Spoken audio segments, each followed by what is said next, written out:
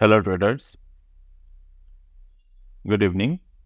आज 1 फरवरी 2024 बजट था। खास कुछ इम्पैक्ट हुआ नहीं मार्केट में। बेसिकली मैंने एक चीज़ एक्सपेक्ट किए थे मार्केट में, वो कहीं ना कहीं जाकर काम कर गए। तो मैंने क्या एक्सपेक्ट किया था, अगर आप देखेंगे तो मैंने कहा था कि if we open gap up, मतलब आज के दिन अगर गैप अप ओपन होते हैं निफ्टी, तो 21,851 का लेवल हमें देखना होगा एज एन रेजिस्टेंस। तो यहाँ पर क्या बना कि मार्केट 851 तक पहुंच ही नहीं पाया, और ये रीज़न था मेरे कि मैंने ऑप्शन राइट किए 21,700 के।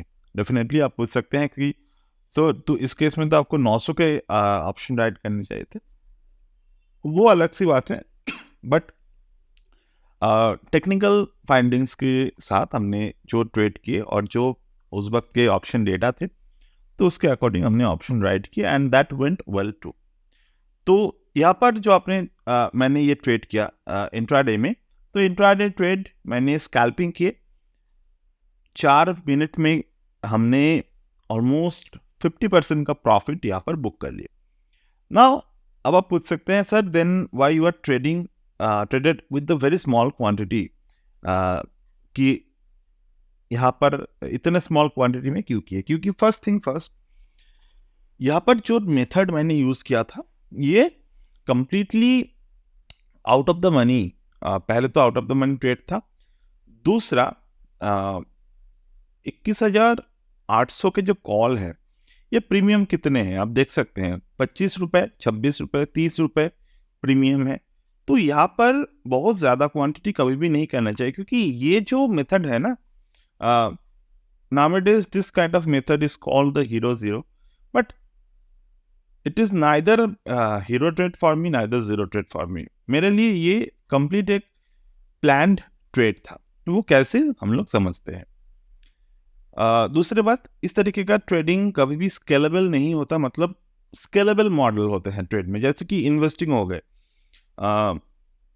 लार्ज टाइम फ्रेम पे स्विंग ट्रेडिंग हो गई, ये सब स्केलेबल मॉडल है। मतलब आप अगर 10,000 से स्टार्ट कर रहे हो, आप उसको 6 महीने कर रहे हो, और 10,000 का आपने वहाँ पर 13,000 बना लिए, तो आपका 30% का रिटर्न बन गए।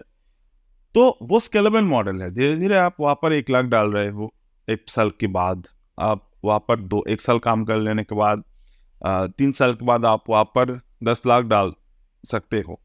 तो डेफिनेटली वो एक स्केलेबल मॉडल है। बट यहाँ पर आपको 50% का ROI मिल गया। इसका मतलब ये नहीं कि यहाँ पर आप बहुत ज़्यादा क्वांटिटी के साथ ट्रेड कर सकते हो, बिल्कुल नहीं। क्योंकि मान लो आपने 50,000 डाले और थोड़े थोड़े करके उसको आप 2 लाख में ले गए। अब अगर रिस्क आएगा, बोथ साइड पर रिस्क आएगा, तो 15% का रिस्क आएगा। तो अगर आपने 2 लाख से ट्रेड किया, वो मॉडल चला नहीं उस दिन, मतलब स्टॉप लॉस हिट हो गए, तो क्या होगा कि एक बार 2 लाख का 15% गया आपके, राइट, मतलब 30,000 गए। अब 1,70,000 बचा आपके, 1,70,000 का भी गए, जो भी जाना है। तो डेफिनेटली इस तरीके का मॉडल स्केलेबल नहीं होता। ये बस आप छोटे मोटे खर्चों के लिए ये ट्रेड यूजुअली लोग करते हैं। बट ऑप्शन ट्रेडिंग का एक अलग तरीके का मतलब उसमें होते हैं, वहाँ पर डेटा देखकर ट्रेड किया जा सकता है। और जब आप ऑप्शन ट्रेडिंग को इंट्रिंसिक वैल्यू के साथ ट्रेड करते हो, तो वो कहीं ना कहीं वहाँ पर लोग ज़्यादा क्वांटिटी के साथ करते हैं। मैं भी करता हूँ, बट वो बहुत ही कम होता है, ठीक है। तो डेफिनेटली मैं यहाँ पर जो मेथड आपको शेयर करना हूँ वो ये है कि मार्केट ने पहले ओपन हुआ, गैप अप ओपन हुआ, जैसे कि हमने डिस्कस किया था, गैप अप ओपन हुआ, सस्टेन नहीं कर पाए गैप।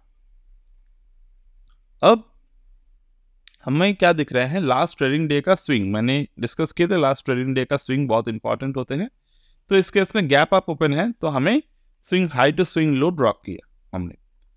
तो आपको क्या दिख रहे हैं यहाँ पर, मार्केट 1.618 के एक्सटेंशन को ब्रेक नहीं कर पाए, 111 के लेवल तक पहुंचे, वहां पर मार्केट ने एक एनगल्फिंग क्रिएट किए। प्रीवियस दिन का जो almost last half an hour थे, वहां पर एक एनगल्फिंग बन गए मार्केट में, राइट? अगर आप ध्यान से देखेंगे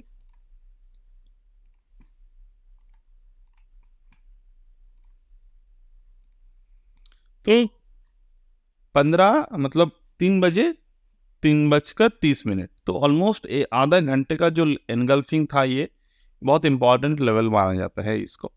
तो यहाँ पर एनगल्फिंग बन गई, उसके बाद मार्केट ने इनसाइड बार बनाकर ब्रेक डाउन किया। ठीक है, 1.618 को क्रॉस नहीं कर पाए, मतलब कि कॉल प्राइस पे स्ट्रेंथ नहीं था उस वक्त। अब जब मार्केट लोअर एंड पर आए और मार्केट दोबारा बाउंस किए यहाँ पर, अब जो बाउंस किए इस पर्टिकुलर पॉइंट पर, यहाँ पर भी बहुत सारे ट्रेडिंग अपॉर्चुनिटी थे, बट मैंने जहां पर ट्रेड किया मैं उसके बारे में बात करूंगा। ऑब्जर्व करिएगा ये वाले, यहाँ पर हमने फिबोनाची एक्सटेंशन को ड्रॉ किए हैं, मार्केट 1.272 तक आए।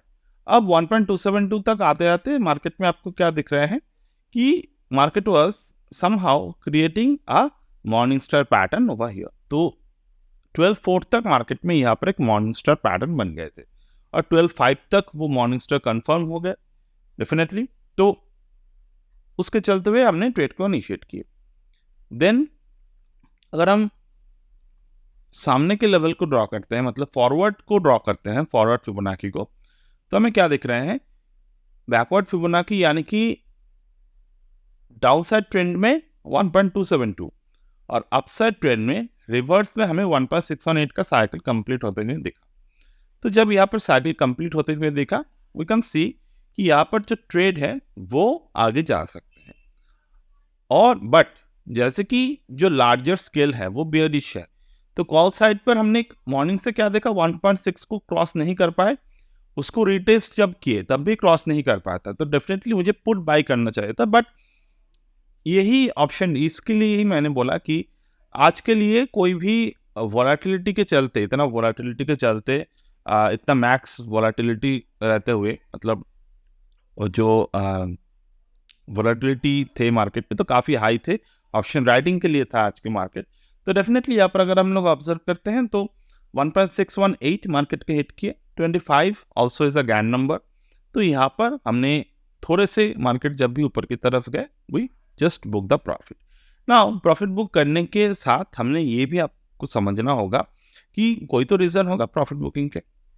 तो यहाँ पर 1 मिनट के टाइम फ्रेम है, मैं अगर इस पर्टिकुलर चार्ट को एज अ 30 सेकेंड ड्रॉ करूँ तो वहाँ पर कुछ रूल थे, बट जैसे कि मेरे पास अभी 1 मिनट का ही टाइम फ्रेम है, मैं यहाँ पर एक चीज़ आपको दिखाता हूँ। 1 मिनट पे, 1 मिनट पे आपको क्या दिख रहे हैं, इस पर्टिकुलर पैटर्न पे मार्केट जो थे वो 0.236 को ब्रेक किया, 0.382 को ब्रेक किए, बट 0.5 तक नहीं पहुंच पाए। उसके पहले मार्केट ने क्या किया, यहाँ पर मार्केट यहाँ पर इस कैंडल में ही वोलेटिलिटी को बना रहा था, तो we just close the trade and within minute and we get out from this particular scenario. Okay, smaller quantity था, कोई भी दिक्कत नहीं आई कि मैं इसको होल्ड करूँ कि छोड़ दूँ, but you can always manage this kind of trade. Now यहाँ पर एक और ट्रेड मैं आपको शेयर करूंगा। तो यहाँ पर मैंने कुछ ट्रेड्स और भी किए थे, ये भी बहुत ही स्मॉलर क्वांटिटी के साथ किया था। ये किया था मैंने ऑप्शन राइटिंग, तो मैंने ये टेलीग्राम पे अपडेट भी किए थे आज के लिए। Usually I don't update those trade, but एक तो स्कैल्पिंग हो गए थे 21,700 के पुट पे, तो यहाँ पर भी मैंने पुट पे एक पुट बाइंग किए थे, तो वहाँ पर थोड़े से 2000 के आसपास बुक किए थे। दूसरा मैंने 21,700 के कॉल को राइट किया, 2 लॉट, एंड 3 लॉट मैंने बाई किए 21,800 के कॉल को। तो वहाँ पर आपको क्या दिख रहे हैं, मार्केट ने वोलेटिलिटी के चलते हुए ऑप्शन प्रीमियम को लूज करता रहा एंड धीरे धीरे करके मैंने स्टॉप लॉस को ट्रेड, जब भी 3 बज गए, तो 3 बजे के बाद क्या होते हैं यूजुअली 3 बजे के बाद मार्केट में सडन वॉलेटिलिटी इंक्रीज का रिस्क होते हैं। तो वहाँ पर हमने क्या किया, मेरे सेलिंग प्राइस की क्या थे 30 रुपये। मैंने जब प्राइस 9 रुपये में आए 3 बजे, तो मैंने यहाँ पर 17 रुपये पे एक मैक्सिमम एसएल ऑर्डर को प्लेस कर दिए, जो ये इंश्योर करता था कि इफ एनी केस 3 बजे के बाद अगर वॉलेटिलिटी आते हैं तो मुझे कोई मैक्स लॉस नहीं होगा। ठीक है। दूसरे, this is where we were at जब मार्केट 9 रुपये में आए थे। उसके बाद मैंने 12 रुपये में स्टॉप लॉस को ट्रेल किए 3:06 पे। देन 3:12 पे मैंने 9 रुपये में ये आई थिंक 9 रुपये में मैंने उसको ट्रेल कर दिए। फाइनली 80 पैसे में मैंने इसको क्लोज कर दिया प्रॉफिट को। ठीक है। तो ये था एक बहुत ही छोटा सा ट्रेड मेरे तरफ से। मैंने कुछ और भी हेज ट्रेड किए थे, अगर मुझे वक्त मिलते हैं मैंने रिकॉर्ड करके रखे हैं थोड़े स्क्रीन उसको, तो मैं उसको भी एक्सप्लेन कर दूंगा। वो फ्यूचर ऑप्शन में है। उसके पीछे का कैलकुलेशन थोड़े अलग है। मैंने यहाँ पर जो भी आपको कैलकुलेशन दिखा ये बहुत ही सिंपल कैलकुलेशन के ऊपर बेस्ड है। ठीक है। Now I hope you are able to understand this situation. अभी हम क्या करेंगे, अभी हम लोग निफ्टी के इंडाइसेस को देखने की कोशिश करें। सो लेट्स सी निफ्टी क्या बोल रहे हैं। तो जैसे कि हमने अपडेट किया था कल टेलीग्राम पे, आपको देखते हैं वो सेव है कि नहीं। हाँ, बजट वाले सेव है। तो ये चार्ट एनालिसिस मैंने आपको शेयर किए थे, राइट, कल के दिन। यही चार्ट था कल के लिए मैंने जब इसको शेयर किए थे। यू कैन सी ये एडवांस फिबोनाची के चार्ट। ठीक है।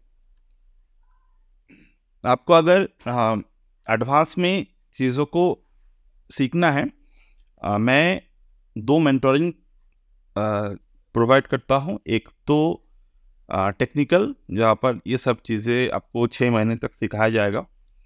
दूसरा जो है वो है वैल्यू इन्वेस्टिंग, यानी कि इंडिविजुअल आप अगर ट्रेडर हैं, इन्वेस्टर हैं, you can trade by yourself by picking the stocks, by watching the financials, and that will be helpful for the becoming a independent investor.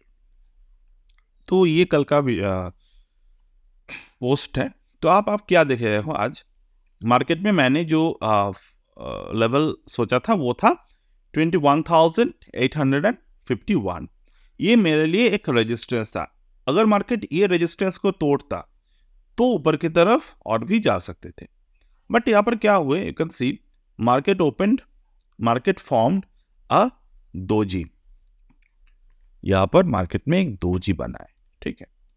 ये आवरली चार्ट पे हम लोग बोल रहे हैं डोजी बना है।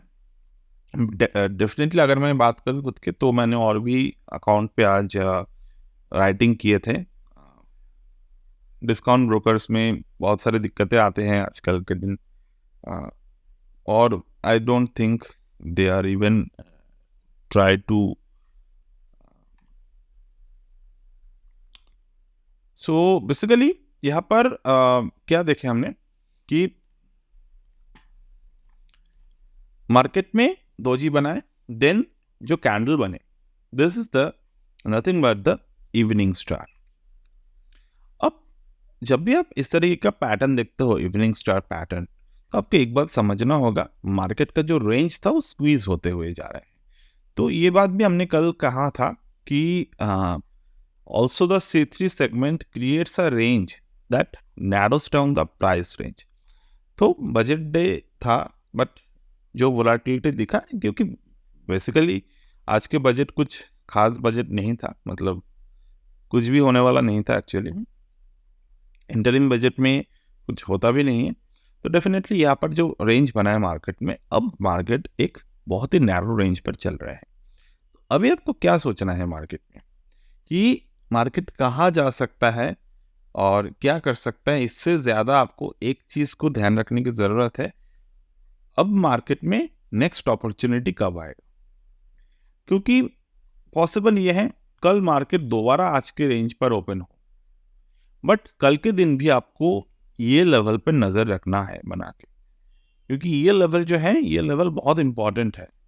क्यों इंपॉर्टेंट है उसके बाद हम करते हैं, क्योंकि जो मार्केट में वेव पैटर्न को क्रिएट किए थे, ये 1-2 मतलब एक और डिप यहाँ पर बाकी हो सकते हैं, क्योंकि यूजुअल केसेस में जब भी आपको डाउन ट्रेंड दिखता है वो किस तरीके से दिखता है, 1 top 1 bottom, 1 top 1 bottom, 1 top 1 bottom. ठीक है, ये मैंने पिछले का जो भी फिबोनाची एनालिसिस है वो मैंने यहाँ पर ड्रॉ नहीं किए हैं, मैंने सिर्फ रिसेंट वाला ड्रॉ किए हैं। बट यहाँ पर कौन से एनालिसिस है, यहाँ पर जो टॉप था वो टॉप ने एक बार क्या किया है, मार्केट में वॉलेटिलिटी ज़्यादा इंक्रीज हो गए और प्रीवियस रेजिस्टेंस को तोड़ दिया। तो अगर ये वाले चैप्टर नहीं होता तो ट्रेड करना बहुत आसान हो जाता। ये जो लास्ट 12 और 15 जनवरी का जो अप ट्रेंड बना था, अगर ये नहीं बनता किसी कारण की वजह से, तो ये ट्रेड करना बहुत आसान हो जाता। बट जो आप बन चुके हैं यहाँ पर ट्रेड, तो यहाँ पर ऑप्शन बायर्स को स्पेशली बहुत ध्यान से ट्रेड करना है। चार्ट जैसे बोल रहे हैं वैसे तो करना ही है, साथ ही साथ आपको ये भी समझना है प्रीमियम ज़्यादा होने वाला है। अब देखेंगे कल का प्रीमियम कल कहाँ पर मार्केट स्टे होते हैं, कि आज बजट था तो कल भी मार्केट में शायद तो कुछ वॉलेटिलिटी हो सकते हैं, देखेंगे कल के दिन, वो अलग सी बात है। तो डेफिनेटली अभी के लिए जो सिंपल फॉरवर्ड लुकिंग है वो है 2.618 को नज़र में रखना।